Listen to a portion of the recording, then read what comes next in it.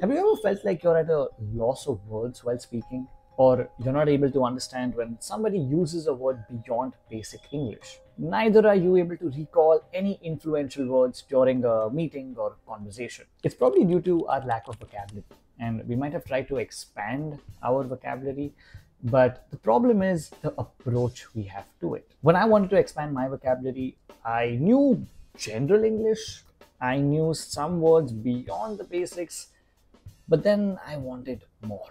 So I tried doing something that we all might have at some point who want to expand our vocabulary. I tried reading a lot of books, watching movies in English, noting down words that I did not know along with the meaning next to it, trying to memorize it and apply it in a conversation. And after doing that with about 100, 200, 300 words, I don't remember any of them today. It was not only a huge waste of time, but it demotivated me to go ahead and expand my vocabulary beyond. And after training thousands of professionals in this space, I realized the problem isn't with vocabulary expansion as a whole, but with our approach to it. And that's where I want to talk about the vocabulary iceberg. Because it not only helps us understand where we are going wrong, but it makes us aware of where we are currently at and where we need to be with the correct approach. Let's get started. So the vocabulary iceberg is a concept divided up into 4 parts. We start off with our bread and butter. Bread and butter in terms of holding a normal conversation in English. So even if English is your second, third, fourth language, you would still know these words to hold a basic conversation. These are words and phrases like good, bad, hello, how are you, how can I help, thank you. You get the point. Now, if you're on this phase of the iceberg, your learning has to be different than someone who might be a little ahead. In this case, you want to immerse yourself in what we discussed earlier, movies, books, just surrounding yourself with people who speak in English. And this immersion will help initially to get you used to words that you might not be aware of. But most of us are ahead of this space. And we want to dive into the second layer of the iceberg, which is what we call as the 6th grade level. These are words that people who went to a good English speaking school, who have been surrounded by people who speak in English their entire lives, would be used to these words from an early age. But for the rest of us who might not have gone to such schools, once we get into our adult life and are surrounded by people who speak in English, we also would know these particular words. These are slightly more complex words, but are generally part of daily communication. These are words like appetite, obstacle, appalling, so on and so forth. Now, these are words that we definitely should know to be able to hold a mature conversation in English. And by mature, I don't mean from an emotional perspective, but from a language perspective. Generally, people who are surrounded by others who speak in English know these particular words, and it's not too much of a concern to utilize them in conversations. The next layer comes our influential layer. Now, these are the words that we should use, but probably don't.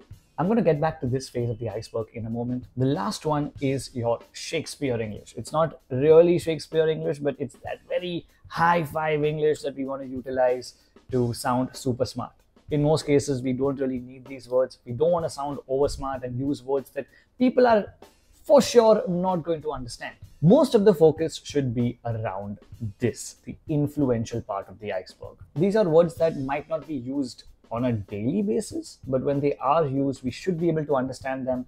And if we can sprinkle them here and there in our emails, in our conversations, they help us sound a little more persuasive. I do want to note over here that it's not required to use fancy words to sound smart. Simplicity is the way to go. But if you want to sprinkle some of these words in, it can help. What we need to understand is our approach towards learning these particular words. That's why I want to take you through a 5-step process that will not only help you remember these words, but utilize them in conversations. By the way, if you're getting any value from this video, hit subscribe. And the first thing we need to do is find out the words that we should learn, which are in this influential space. You can go and try to find them yourself, depending on what type of words you would like to use, any words that you come across frequently and you do not know the meaning to. If you want some help, we've put down a list of words in the description below. So that's a good place to get started. Now, how do you get to know the meanings of these words? If you notice in the list, we've only provided the words without the definition, and that's the whole point. The biggest mistake we make in our vocabulary expansion is when we realize we don't know a word, we Google it or look it up. Absolutely wrong. Why? Because when we do this, we are spoon-feeding our brain. Oh, you don't know this information? Here it is, without any effort. And when we do this, the brain values that information very little. That's where we need to utilize context-based vocabulary learning. Here we're going to utilize ChatGPT. Now, on one level, if you are enrolled in our live training, then you can utilize us to find out about this process. But if not, you can do it by yourself by using ChatGPT. So here's how it would go. You open ChatGPT and put across the word that you want to learn, or you can ask ChatGPT to tell you words that you should know in your industry but probably don't. So let's say you go to ChatGPT, just pick a word that you might not have the meaning to. For example, over here we are picking a word called innocuous. Once you have the word down, ask ChatGPT to give you 3 sentences using this particular word. Once you have that, read these 3 sentences again and again so that you can try and deduce the meaning of the word basis the context provided. If you still can't understand it, ask it for more sentences so that you get a clearer understanding. Once you have somewhat of an idea, ask ChatGPT whether your answer is correct or incorrect. Make sure to add a statement that says, don't give me the right answer, just tell me whether I'm correct or incorrect. Now, if you have the right answer, awesome. Move on to the next word and repeat the same process. If not, ask for more sentences until you get this word right. If you're finding this word too hard, put it on the back seat and try with a different word. But whatever happens, do not Google the meaning of this word. What? I'm tired. What this does is 2 things. Firstly, the words that you do learn, you will remember them for longer because you're actually putting your mind to something. And secondly, more than just learning words, it helps to build our muscle of understanding words that we might not know based on the context that the sentence provides. And the more we repeat this exercise again and again, the stronger this muscle becomes. And you can keep doing this daily. It just takes 5 minutes per word, even lesser. Depending on the time you have, you can increase the number of words you are doing this exercise with. The more you do this, the more it will help you expand your vocabulary in the right manner. Now, we also want to be able to utilize these words within conversations. And the best way to do this is just pick one word and go ahead with the entire ChatGPT process that we just did. After which you want to make a note of that word within your phone, something that is accessible, and write it on an actual piece of paper and put it in your work or study area. Now, after you go through the ChatGPT process and you make a note of these particular words in your phone and at your work/study area, you want to do 2 things. Number 1, before you go to sleep, just read the word along with the meaning and the sentences that you used. And the more you do this and the more your list expands, before reading, just go through at least 5 to 10 of these words every single night.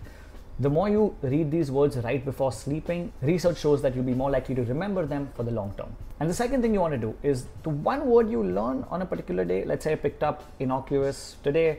I want to push it within a conversation tomorrow. That should be my goal. I just want to push this word within the conversation. And it'll be a little awkward at first to do this, but the more we do this, the easier the word will become to apply in our daily vocabulary. One more thing that you can do is, once you have a big enough list and you keep it at your work or study area, when you're writing an email, especially if it's a big email, not just a general follow-up or update, look at the words that you've learned and try to pick 1 or 2 relevant words that you can just sprinkle onto your email. The more you do this, the more used to you will get to utilizing these words in real life situations, and it'll be with you for the long term. But vocabulary expansion is not enough. We want to also try and understand how to use words at the right time without blanking out. That's where we need to understand sentence structuring.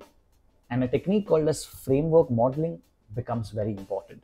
It teaches you how to organize your thoughts in a manner that help you utilize the right words at the right time without blanking out.